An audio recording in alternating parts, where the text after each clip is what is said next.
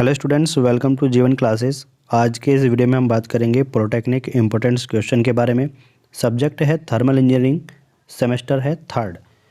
आपके second year के third semester में थर्मल इंजीनियरिंग का सब्जेक्ट होता है, जो कि आज यहाँ पर हम देखने वाले हैं उसके सभी इम्पोर्टेंस क्वेश्चन जो आपके एग्ज़ाम में आने वाले होंगे। तो चलिए स्टार्ट करते हैं वीडियो को। अदर सब्जेक्ट की वीडियो के इम्पोर्टेंस क्वेश्चन जो भी देखना चाहते हैं वो डिस्क्रिप्शन में प्लेलिस्ट का लिंक दिया हुआ है, वहाँ पर जाकर के आप क्लिक कर सकते हैं और उन वीडियो को वॉच कर सकते हैं। जो भी आपके सब्जेक्ट है सभी सब्जेक्ट के इम्पोर्टेंस क्वेश्चन की वीडियो वहाँ पर दी गई है। यहाँ पर हिंदी और इंग्लिश दोनों में क्वेश्चन पेपर होते हैं, जिससे कि आपको इंग्लिश और हिंदी में पढ़ने में आसानी होती है। तो चलिए स्टार्ट करते हैं। फर्स्ट क्वेश्चन देखते हैं थर्मल इंजीनियरिंग का। Describe adiabatic process with PV diagram and derive formula to calculate in internal energy and work done by gas per cycle in this process। आपको क्या करना है, एडियाबैटिक प्रोसेस क्या होता है उसको डिस्क्राइब करना है with PV diagram. PV diagram के साथ यानी कि प्रेशर वॉल्यूम डायग्राम आपको बनाना है एडियाबैटिक प्रोसेस में, और उसको आपको क्या करना है, प्रूफ करना है उसका जो फॉर्मूला होता है, और साथ ही साथ इंटरनल एनर्जी और वर्क डन गैस पर साइकिल के प्रोसेस में आपको फॉर्मूले को बता देना है। तो ये आपको क्वेश्चन करना है, ये आपको लॉन्ग क्वेश्चन में आएगा, बहुत ही इंपॉर्टेंट क्वेश्चन है जो आपको करना ही होगा। हिंदी में देखिएगा कि एडियाबैटिक प्रक्रम, एडियाबैटिक प्रक्रम को बोलते हैं रुद्धोष्म। रुद्धोष्म प्रक्रम का सचित्र वर्णन कीजिए और इस प्रक्रिया में प्रति चक्र गैस द्वारा किए गए आंतरिक ऊष्मा और कार्य की गणना के लिए सूत्र को प्राप्त कीजिए तथा पीवी डायग्राम भी बनाइएगा। तो मैंने आपको बताया कि यहाँ पर जो प्रेशर वॉल्यूम डायग्राम है वो आपको बनाना है किस में, एडियाबैटिक प्रोसेस में, और साथ ही साथ उसको प्रूव करना है जो कि इंटरनल एनर्जी और वर्क डन का फॉर्मूला होता है गैस पर साइकिल के प्रोसेस में। तो ये क्वेश्चन आपका काफ़ी ज़्यादा इंपॉर्टेंट है, इसको ज़रूर करके जाइएगा। नेक्स्ट क्वेश्चन आपको वहाँ पर मिलने वाला है right short note. Short note किन टॉपिक पर आएगा? सबसे पहला है आपके पास heat balance sheet and Morse lest. देखिए मोर्स लेस्ट जो हो, मोर्स टेस्ट, ठीक है, Morse test, heat balance sheet और मोर्स टेस्ट जो होता है ये आपका एक टॉपिक है जिसको आपको शॉर्ट नोट में लिखना है। शॉर्ट नोट में आप क्या क्या लिखते हैं, पहले तो उसकी डेफिनेशन आपको लिख देनी है, उसका जो यूज़ होता है वो आपको लिख देना है, और कहाँ पर उसको यूज़ करते हैं वो आपको बता देना है। तो ये होता है आपका शॉर्ट नोट, यानी कि शॉर्ट में उसकी इन्फॉर्मेशन आपको देनी होती है। नेक्स्ट आपके सामने टॉपिक आएगा थ्रॉटलिंग प्रोसेस। थ्रॉटलिंग प्रोसेस क्या होता है ये आपको बताना है। थर्ड है natural and forced convention. Natural and forced convection, देखिए नेचुरल कन्वेक्शन होता है, एक फोर्स कन्वेक्शन होता है जिसको बोलते हैं प्राकृतिक संवहन या फिर बलित संवहन। तो दोनों ही आपको लिख देने हैं, छोटे छोटे डेफिनेशन है, दोनों की डेफिनेशन आप जैसे ही लिखेंगे आपका शॉर्ट नोट कंप्लीट हो जाएगा। ओके, नेक्स्ट आपके सामने क्वेश्चन आएगा describe the working principle of two stroke engine with neat sketch and draw PV diagram. आपको क्या करना है, वर्किंग प्रिंसिपल को डिस्क्राइब करना है, यानी कि एक्सप्लेन करना है टू स्ट्रोक इंजन की, ठीक है, और साथ ही साथ एक नीट स्केच का मतलब क्या होता है, साफ सुथरा डायग्राम बनाना है, और पीवी डायग्राम भी उसका ड्रॉ करना है। हिंदी में देखिएगा दो स्ट्रोक इंजन के कार्य सिद्धांत का सचित्र वर्णन कीजिए और पीवी आरेख भी बनाइए, यानी कि साथ ही साथ उसका पीवी आरेख भी बनाना है, प्रेशर वॉल्यूम डायग्राम, और टू स्ट्रोक इंजन जो होता है उसके कार्य सिद्धांत यानी कि कार्य प्रिंसिपल, वर्किंग प्रिंसिपल जैसे बोलते हैं, और उसका डायग्राम भी आपको बना देना है। ठीक है, तो दोस्तों ये क्वेश्चन है, इंपॉर्टेंट्स हैं बहुत ही ज़्यादा, इसको आप देख सकते हैं। अगर आपको और सब्जेक्ट की वीडियो चाहिए तो आप डिस्क्रिप्शन में जा कर के एक लिंक आपको प्लेलिस्ट का मिलेगा, वहाँ पर जाके अपने सब्जेक्ट की वीडियो को वॉच कर सकते हैं। वहाँ पर आपको वीडियो के जो प्लेलिस्ट है उसमें आपको सॉल्यूशन सहित वीडियो भी मिल जाएगी, तो वहाँ पर आप जा कर के ज़रूर देखिएगा। सॉल्यूशन की वीडियो भी है, क्वेश्चन की वीडियो भी हैं, तो आप दोनों तरीके की वीडियो को वॉच कीजिएगा, और कंप्लीट वॉच करने के बाद आप एग्ज़ाम में जाइएगा, जिससे कि आपको बहुत ही ज़्यादा हेल्प मिलेगी।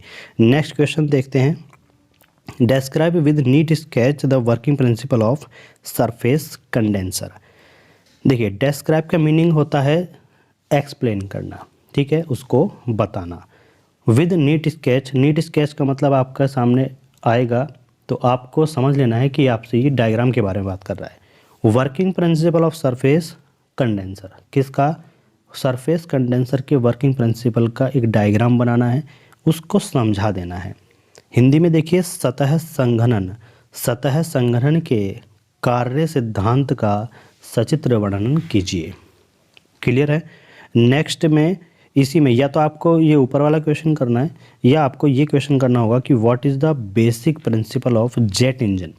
देखिए मोस्ट इंपॉर्टेंट है जेट इंजन क्या होता है, ये अलग से क्वेश्चन भी आ सकता है, यहाँ पे और में है तो और वाले जितने क्वेश्चन होंगे आपको उनमें से एक क्वेश्चन करना होता है।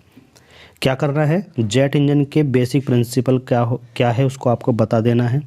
Also give the name of parts of jet engine, jet engine में क्या क्या पार्ट्स होते हैं उसके नाम आपको यहाँ पर बताने हैं।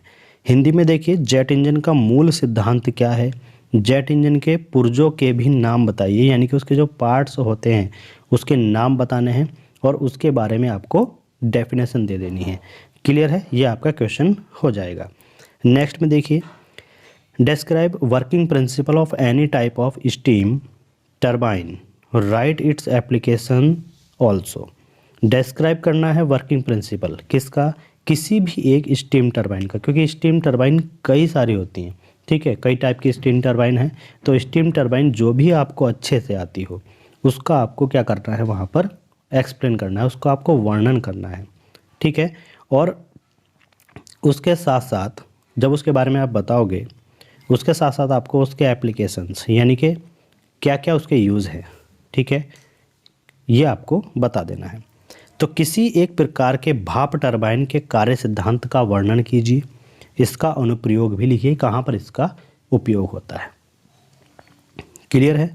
तो इस तरीके से क्वेश्चन आपको देख करके जाने होंगे, ठीक है। नेक्स्ट में right the short note on following, मतलब क्या है कि यहाँ पर शॉर्ट नोट आपको लिखना होता है। शॉर्ट नोट का मतलब मैंने आपको बताया था कि उसकी डेफिनेशन, उसका जो वर्क होता है, उसका जो यूज़ होता है, एग्जाम्पल, ये आपको देना होता है, आपका शॉर्ट नोट बन जाता है। देखिए इसमें आपका फर्स्ट टॉपिक मिल जाएगा pollution control for SI and CI engine, ठीक है, pollution control for SI and CI engine, ठीक है, यानी कि देखिए सीआई नहीं होता है, आईसी होता है, एसआई और आईसी इंजन। तो एसआई और आईसी इंजन के लिए प्रदूषण नियंत्रण यानी कि पॉल्यूशन कंट्रोल क्या है उसके बारे में आपको बता देना है। दूसरा है मोलर डायग्राम, जो मोलर डायग्राम होता है, मोलर आरेख, उसमें आपको जो मतलब आपको याद होगा पॉइंट बना करके लिखना होगा। शॉर्ट नोट को हमेशा आप याद रखिए, पॉइंट बना के लिखिएगा, पॉइंट बना के आप लिखोगे ज़्यादा अच्छा होगा, आपके ज़्यादा मार्क्स आएंगे, जो भी आप लिखोगे वो क्लियर दिखेगा। नेक्स्ट पॉइंट है third, steady flow energy equation क्या होती है, जिसको स्थिर प्रवाह ऊर्जा समीकरण भी बोलते हैं। तो ये आपको वहाँ पर लिखनी है और साथ में उसमें क्या क्या होता है, जैसे वर्क है, हीट है, ठीक है, वो आपको वहाँ पर लिख देना है। फोर्थ पॉइंट आपको शॉर्ट नोट का मिलेगा कि थर्मल रेडिएशन क्या होता है, कि उसमें विकिरण क्या है, ये आपको बताना होगा, ठीक है। Next question, describe constructional detail and working of a water tube boiler with neat sketch, name on its two mounting also. देखिए यहाँ पर जो भी क्वेश्चन आपके बताए जाते हैं, सभी question exam point of view से वेरी वेरी मोस्ट इम्पोर्टेंट है। जब आप एग्ज़ाम दोगे तो आपको यही क्वेश्चंस वहाँ पर रखे हुए मिलते हैं। जो स्टूडेंट्स हमसे पहले से जुड़े हुए हैं उनको काफ़ी अच्छे से पता है कि जो भी यहाँ क्वेश्चन बताए जाते हैं सभी क्वेश्चंस पेपर में आपके रखे हुए होते हैं, ठीक है। तो एक तरीके से ये समझ लीजिएगा कि पेपर आपका ये है जो आप क्वेश्चन को देख रहे हो, इन्हीं क्वेश्चन को आप करके जाइएगा, आपके कोई भी क्वेश्चंस यहाँ से पेपर में बचने वाला नहीं है। तो चलिए स्टार्ट करते हैं इसका हिंदी अनुवाद। किसी जल ट्यूब बॉयलर का सचित्र वर्णन कीजिए, चित्र पर इसके दो माउंटिंग के भी नाम लिखिए। क्या करना है, कंस्ट्रक्शन डिटेल का मतलब होता है कैसे उसको बनाया जाता है, वर्किंग क्या वो काम करता है, कैसे काम करता है, क्या वाटर ट्यूब बॉयलर, साथ में नीट स्केच, उसका क्या करना है, साफ सुथरा सा एक चित्र बना देना है। Name on its two mounting also, उसके जो माउंटिंग पार्ट्स होते हैं ऊपर के उसको लिख देना, जैसे वॉल्व है, ठीक है, इसके 2 पार्ट्स आपको लिख देने हैं। क्लियर, ये हो जाएगा। नेक्स्ट देखिए, या तो आपको ये क्वेश्चन करना है या फिर जो आपको स्क्रीन पर दिखाई दे रहा है ये क्वेश्चन करना होगा। Describe air standard efficiency of a diesel engine. An air standard diesel cycle has a compression ratio of 18 and a cut off ratio 2.4। The state of beginning of compression is fixed by P equal to, ये आपका हो जाएगा 1.03 bar and 300 kelvin, calculated thermal efficiency. देखिए यह क्या क्या बता रहा है, इसमें 2 क्वेश्चन है, एक थ्योरी है, एक न्यूमेरिकल है। थ्योरी का क्वेश्चन आपका यहाँ से यहाँ तक होगा, जिसमें वो मालूम कर रहा है आपसे कि describe air standard efficiency of a diesel engine. Diesel engine की एयर स्टैंडर्ड एफिशिएंसी क्या है ये आपको बता देनी है, वहाँ पर एक्सप्लेन करना है। साथ ही इसने एक न्यूमेरिकल रख दिया है कि एक एयर स्टैंडर्ड डीजल साइकिल है और उसका जो कंप्रेशन रेशो है वो 18 है और एक cut off ratio 2.4। The state of beginning of compression is fixed by P equal to 1.03 bar and T equal to 300 kelvin, calculate the thermal efficiency. उसने क्या क्या दिया गया है कि एक एयर मानक डीजल साइकिल है, उसमें संपीड़न अनुपात 18 है और अनुपात 2.4 है। संपीड़न की शुरुआत की स्थिति में P इक्वल टू 1.03 बार का प्रेशर है, टेम्परेचर है उसका 300 केल्विन। तो उसका थर्मल दक्षता की गणना आपको बतानी है। थर्मल दक्षता बोलते हैं थर्मल इफिशिएंसी। तो ये क्वेश्चंस और ये न्यूमेरिकल्स आपको ज़रूर करके जाना है, आपके बुक में मिल जाएगा, इसको ज़रूर पढ़ के जाइएगा जिससे कि आपको अच्छे नंबर मिल सके। What are the third law of thermodynamics. देखिए थर्ड लॉ या फिर ये होगा 3 लॉ। 3 लॉ में तीनों आ जाएंगे, अगर वो थर्ड पूछेगा तो उसमें एक आ जाएगा, यानी कि तीसरा। तो यहाँ पर थर्मोडायनेमिक्स के 3 लॉ होते हैं, first law, 0th law, first law और सेकंड लॉ, ठीक है। तो what are the 3 law of thermodynamics, तीनों लॉ क्या होते हैं उसमें गतिकी के, ये आपको बताने हैं। Describe these law with example, और उदाहरण सहित इन नियमों को हमें समझाना है, ठीक है। एग्जाम्पल दे करके नियमों को समझाना है, साथ साथ में इनकी डेफिनेशन भी देनी है, कौन कौन से, 0th लॉ, फर्स्ट लॉ और सेकंड लॉ। नेक्स्ट क्वेश्चन आपको देखने को मिलेगा, describe TV diagram for face changes for ice into steam. Ice से स्टीम में चेंज होने, आइस से स्टीम में जब फेस चेंज होता है तो उसका टेम्परेचर वॉल्यूम डायग्राम आपको बनाना है और उसके बारे में समझाना है। ऑल्सो, और क्या करना है, right the formula of calculate enthalpy of steam. जो भी स्टीम बनेगी उसकी एंथैल्पी को कैलकुलेट करने के लिए फॉर्मूला भी लिखना होगा, ओके। हिंदी में अगर देखें तो लिखा हुआ है बर्फ़ के भाप में बदलने के जो टीवी आरेख होता है, टेम्परेचर वॉल्यूम आरेख, उसको आपको बनाना है और उसके बारे में बताना है, और साथ साथ ही इसका भाप की गणना के लिए सूत्र भी आपको लिखना है जो कि एंथैल्पी ऑफ स्टीम होगा, ओके। नेक्स्ट क्वेश्चन है, describe ideal gas law. Most very most important है। The initial temperature of 1.02 litre है, 1.0 यानी कि इस बोल सकते हैं 1 litre gas is 30 degree Celsius. If pressure is decreased from 720 mm of Hg to 360 mm of Hg and volume increases 3.15 liters, calculate the change in temperature. देखिए क्या करना है, सबसे पहले आइडियल गैस लॉ क्या है ये आपको लिख देना है, और उसका एक फॉर्मूला आता है वो आपको लिख देना है। ओके, नेक्स्ट यहाँ से न्यूमेरिकल स्टार्ट होता है। The initial temperature of 1 litre gas, 1 litre gas का जो इनिशियल टेम्परेचर है वो है 30 डिग्री।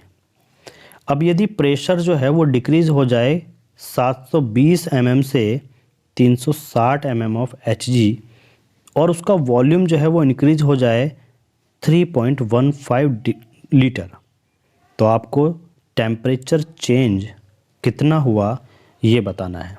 हिंदी में देखिए, आदर्श गैस का नियम बताइए। 1 लीटर गैस का प्रारंभिक तापमान 30 डिग्री सेल्सियस है। यदि उसका दाब 720 mm को Hg से 360 mm ऑफ Hg तक परिवर्तित हो जाए तथा आयतन में 3.15 लीटर की बढ़ोतरी हो जाए तो तापमान में कितना परिवर्तन होगा ये आपको कैलकुलेट करना है, बताना है। क्लियर है? चलिए next question, describe auto cycle. Auto cycle का आपको 2 नंबर में अलग से क्वेश्चन भी आ सकता है और ऐसे भी आ सकता है कि एक न्यूमेरिकल के साथ इसको दे दें। ठीक है, तो ऑटो साइकिल क्या होती है ये आपको बता देना, साथ में उसका फॉर्मूला। ठीक है, हो सके तो आप डायग्राम बना के जिससे कि आपको अच्छे से नंबर मिल जाए। आगे आता है numerical start. An engine operates between temperature 660 kelvin and 350 kelvin and 65.0% of its maximum efficiency. What is work done by engine if it exhausts 6.3 into 10⁻³ joule to temperature reservoir? देखिए क्या करना है, एक इंजन है वो ऑपरेट्स होता है 660 kelvin और 350 केल्विन टेम्परेचर के बीच, और 65% की उसकी मैक्सिमम एफिशिएंसी है। अब आपको बताना है कि what is work done. Work done कितना होगा इंजन के द्वारा यदि वो एनर्जी एग्जॉस्ट करता है 6.3 into 10⁻³ joule to temperature reservoir पर।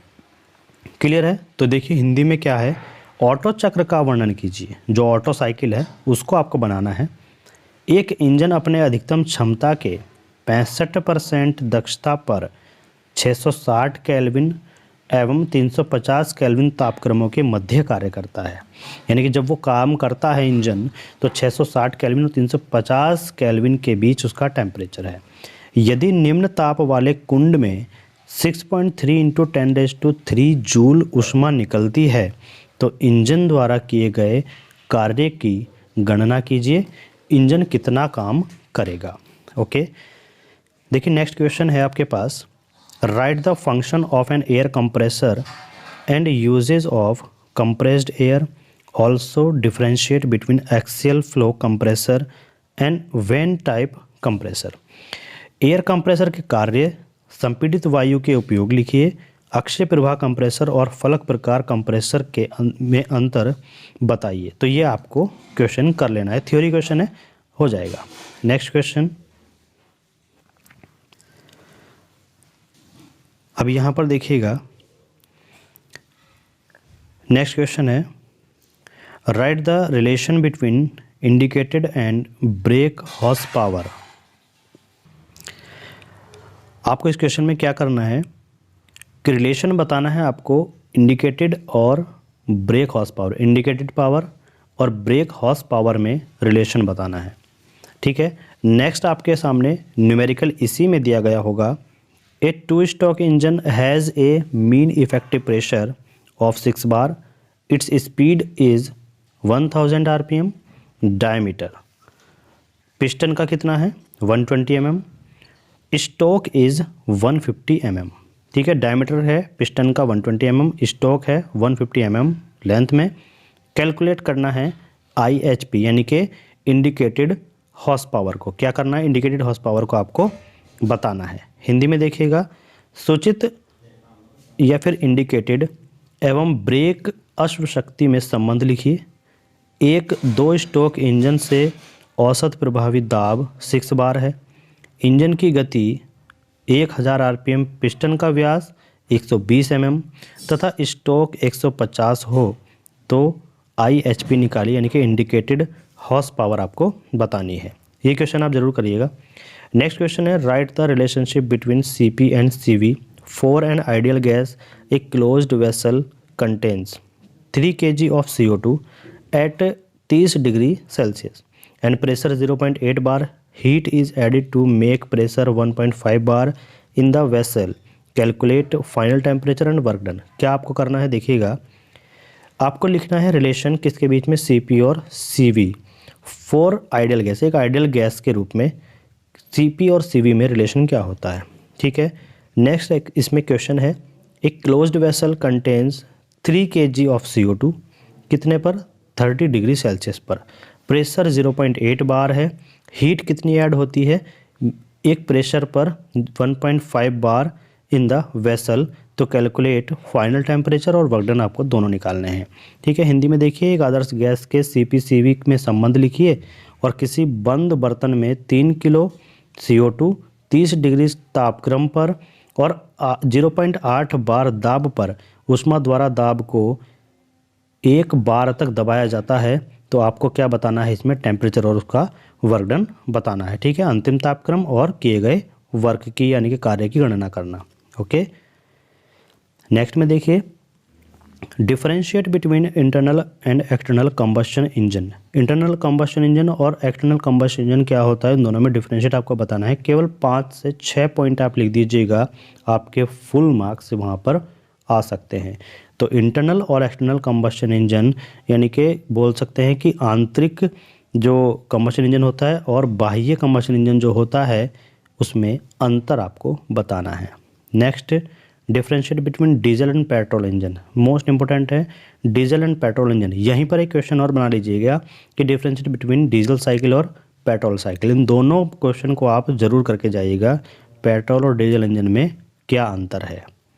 नेक्स्ट क्वेश्चन है, define the steam condenser, explain the classification of condenser. यानी कि भाप संघनित्र को परिभाषित कीजिए और विभिन्न प्रकार के संघनित्र को वर्गीकृत कीजिए। इन दोनों क्वेश्चंस को आप अच्छे से करिएगा। नेक्स्ट है, कार्नोट साइकिल को समझाइएगा और थ्योरेटिकल एंड एक्चुअल साइकिल में अंतर बताइएगा।